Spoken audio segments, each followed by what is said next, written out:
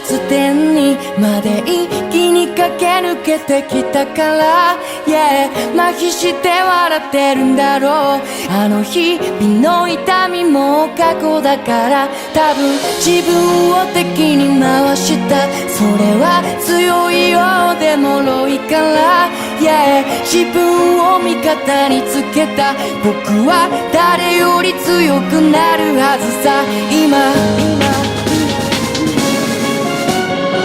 最高到達点にまで一気に駆け抜けてゆく